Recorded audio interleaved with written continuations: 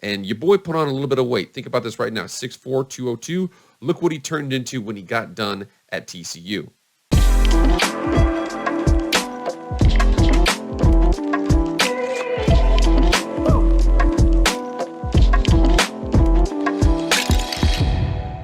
What is up, everybody? It is Jake with Master of Football back at it again. Happy Thursday. Thank you so much for being here. If you want to be updated on all things college football, pro football, EA college football, Madden, the draft, anything related to the football, hit subscribe. You will not be disappointed. Also hit the like button too. Like, share, comment, subscribe, do all that stuff. Quest for 1,000. Almost there. Without further ado, let's get into the video. All right, guys, we had a pretty good video yesterday. I was real excited about, reaching out there about Oklahoma football. Bunch of OU fans, bunch of Sooners in my subscriptions right now. I appreciate it. Love you, of you Sooner fans out there. Now, I want to talk about something in the Big 12, not related to the Sooners, unfortunately. I want to talk about TCU's defense. So, I know, and we all remember the national championship. It did not go the way they wanted it to go. However, there are a couple players on there that are salvageable at the next level. Now, remember here, this is part of our Obscure Prospect series. What that means, guys, typically 3, 4, 5, 6 you don't really know about that you need to know about coming up in this next year's NFL draft. And one of them, by the way, is defensive end Dylan Horton. So we first learned about Dylan Horton in August 8th of 2018, when, again, that's when he enrolled at the University of New Mexico. So your boy over here was the 148th safety in the country, 291st player in Texas, 2,000th overall, 3-star recruit. Comes over to New Mexico as a safety, originally committed to SMU. Then he decides to go to New Mexico, had offers from New Mexico, SMU, Arkansas State, Army, and Fordham. Now, that's not where he ended. New Mexico out there, runs 3.35, this and that. He decides, you know what, nope, we're going to go back to TCU, and your boy put on a little bit of weight. Think about this right now, 6'4", 202. Look what he turned into when he got done at TCU. So your boy Dylan Horton, 6'4", 275. Oh, boy, now again, I think that might be a little inflated there. Again, you know how players do it when they do their height and their weight. But anyways, 6'4", 275, put on a ton of weight. Like we said before here, his previous school was New Mexico, played it 2 years, 2018, 2019, comes back as a junior, senior, and then a super senior, has that COVID year.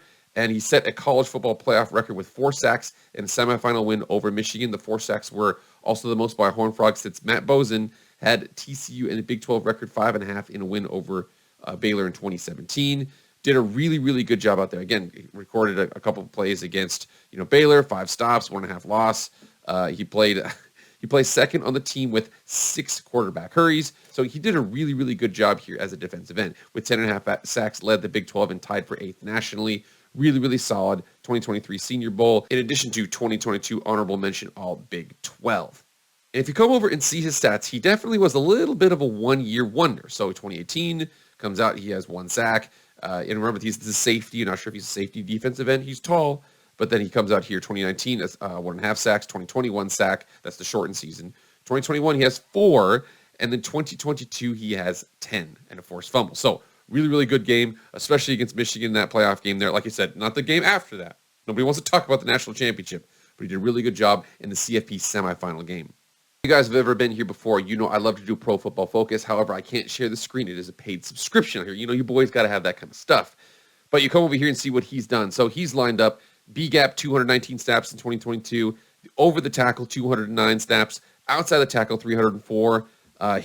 He definitely lines up all over the place. Not very many A-gaps, but sometimes B, over the tackle, and outside the tackle. And again, probably going to be an edge rusher, kind of has that weight to him. So for him, in 2022, 10 sacks, 3 hits, 35 hurries. Now, hurries are important. And again, it's pressures are more important than hurries, obviously. Pressures are a higher indication, or they're more strongly associated with sacks than sacks are the previous year. It's kind of a weird situation, but it's one of those things that's what's important. For him, 35 hurries, 10 sacks, 416 pass rush snaps, 733 defensive snaps, 316 run defensive snaps. He did a really good job with the situations he was put in.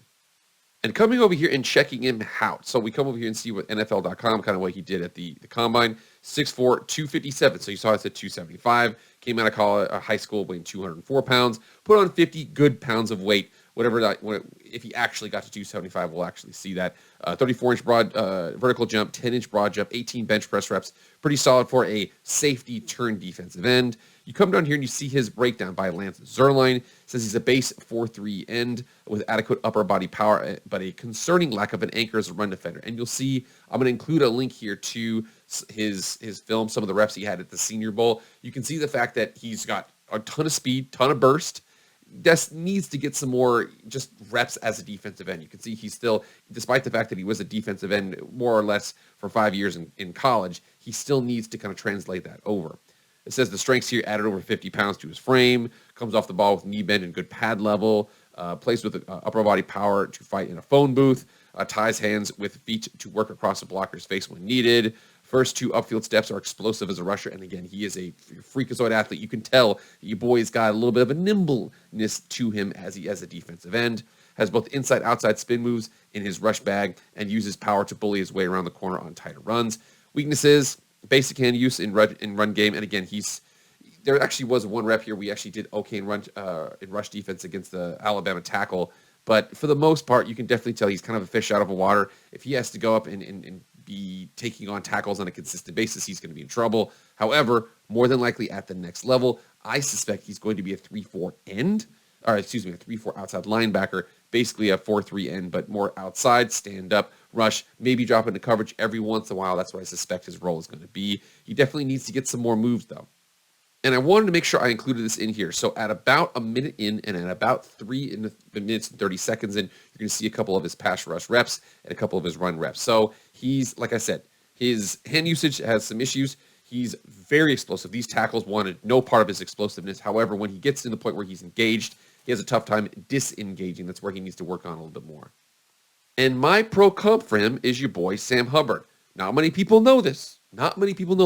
Sam Hubbard was an athlete coming out of high school. He was 6'5", 225. He was also a safety coming out of high school. So safety, turned defensive end, does really well. You see the fact that, 35-inch vertical for him, 34 for our boy Dylan. Dylan had 18 bench press reps, and he had a 10 broad jump, not a 9.8. But it comes down here and says the same thing. Now, again, this is a much more polished player than Dylan is right now. But at the same time, you can definitely tell that the similarities are very, very consistent here.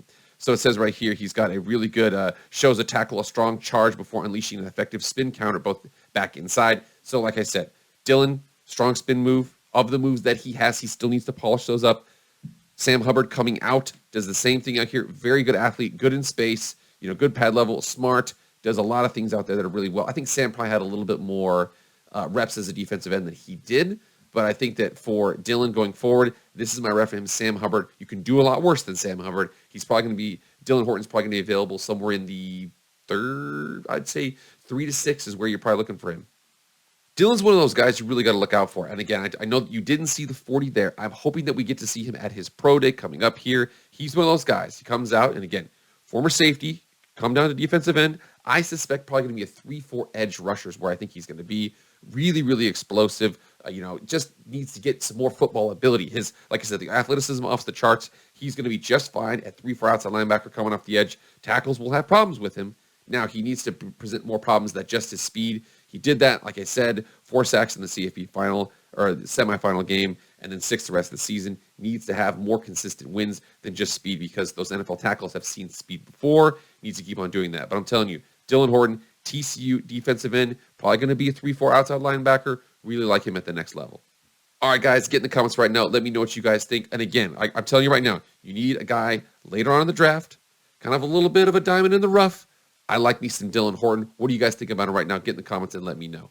All right, guys, that's it. Thank you so much for being here. Please like, share, comment, subscribe, do all that stuff. I appreciate it. That's it for me, guys. I'll see you guys later. I am out.